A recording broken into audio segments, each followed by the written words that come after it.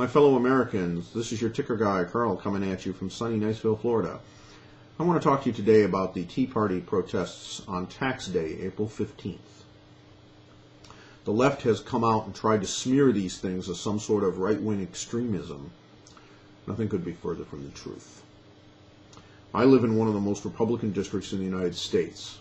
We vote so Republican that the Democrats usually don't even bother to run candidates, and when they do, they don't spend any money campaigning because they know their odds are that bad. Yet I saw no partisanship at our Tea Party protest at all. What I saw was a lot of people talking about taxation without representation. I saw many calls for the fair tax. But let's talk about taxation without representation, because many people think that this is just about losing an election in November. Oh no.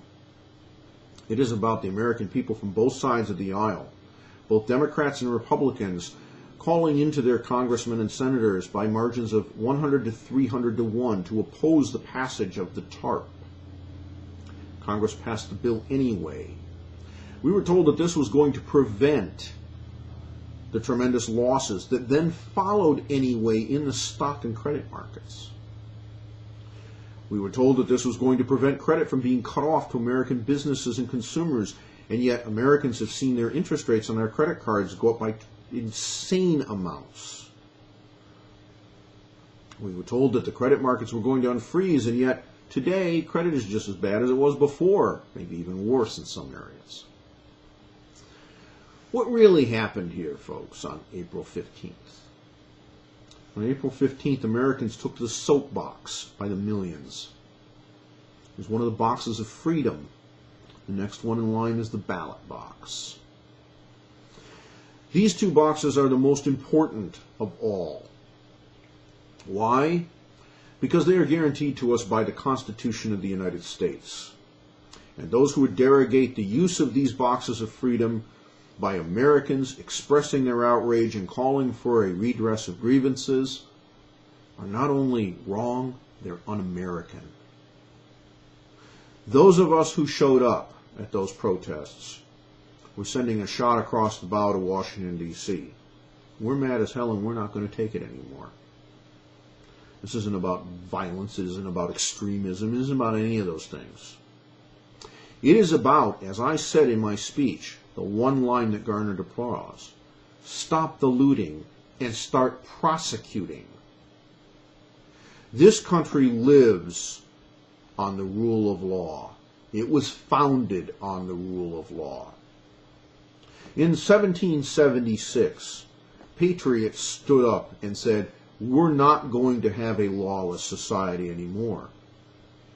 They put their lives on the line.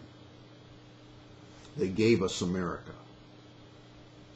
We seem to have forgotten that the rule of law is supposed to govern everything that we do in this country. Not just whether or not you can go buy a gun, but whether or not you can sell a security to somebody, whether you can market them a mortgage, whether you can give them a credit card loan. We are supposed to stand for fair dealing, open and honest contracts, and the ability to enforce those things. The Washington Post comes out and says the average American's tax burden to the federal government is 9%. They're lying. Every American in this country pays a 15.3% payroll tax on the first 100 and some thousand dollars they earn. Every American. There are no deductions for that 15.3%. Your employer does not pay half. You pay all of it. How do I know? I used to run a company. Every employee who came in and was hired was offered 7.5% less money than they would otherwise get in their gross pay, because I was going to have to withhold that 7.5% and send it to Washington, D.C. on their behalf. Social Security and Medicare are not money put aside in trust, which would be the other legitimate argument. On the contrary, the Supreme Court of the United States has ruled that Social Security and Medicare are nothing other than a tax. Our media refuses to report the truth, and our politicians come out and say that those of us who petitioned the government lawfully for the redress of grievances are nut jobs. Then they turn around and steal $700 billion of our money and give it to people who made bogus loans to people that they knew could never pay the money back. Our economy will not recover, ladies and gentlemen, until our debt to GDP ratio returns to a reasonable value. It will happen. We can either do it by forcing the fraud out of the system, by making the bezel come out into the light of day and prosecuting those people who did these bad things, or we can have it happen through economic collapse. We tried to kick the can down the road indefinitely. We tried to paper it over in 2000 to 2003. How well did it work? What did we buy ourselves? 4 more years? 4 more years of falsehood? 4 more years of lies? How many people have lost their jobs now because we didn't take our medicine then? How many 401ks and IRAs have been destroyed in the last year because instead of taking our medicine then as we should have, we instead allowed the fraudsters and the con artists one more bite at the apple? The tax protests on April 15th weren't about having to send in checks to the IRS. I and every other American that I know of understand that we have to pay taxes to provide for things like the common defense. It's part of the price of being an American citizen, and it's one that I willfully accept. No problem. Oh no. My problem is when our legislators ignore the will of the American people who by margins of 300 to 1 say, do not give $700 billion of our tax money to people who ripped us off. Instead of listening to the American people, our so-called elected representatives refused to represent us and went out and did it anyway.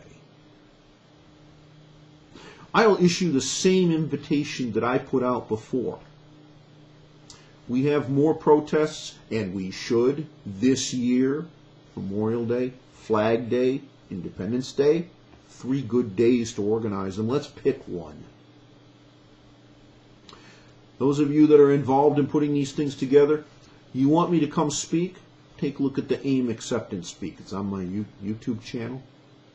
I'll be happy to deliver something similar to that at any of these protests, maybe more than one if I can figure the scheduling out. Until then, you have to put up with me on YouTube. And go watch Bob Basso, Mr. Basso's latest missive and the other ones. See, the establishment in Washington, D.C. and across America doesn't like the fact that Americans are waking up to the fact that they're being scammed. But that is, in fact, what's been going on. I stand here for truth, for justice, for honest dealing. I don't mind paying taxes as long as they are spent honestly, as long as they are not handed out to reward those who committed fraud, those who ripped off our children and our grandchildren and then are asking us to pay the bill, those who resulted through their policies in millions of people losing their homes. Handing money to those institutions and those people is wrong. Helping Americans is not. Providing for the common defense is not. This isn't a left or a right thing, folks. This is an American thing. This is about being Americans. This is about discharging your responsibility as Americans. We finally woke up and turned off American Idol.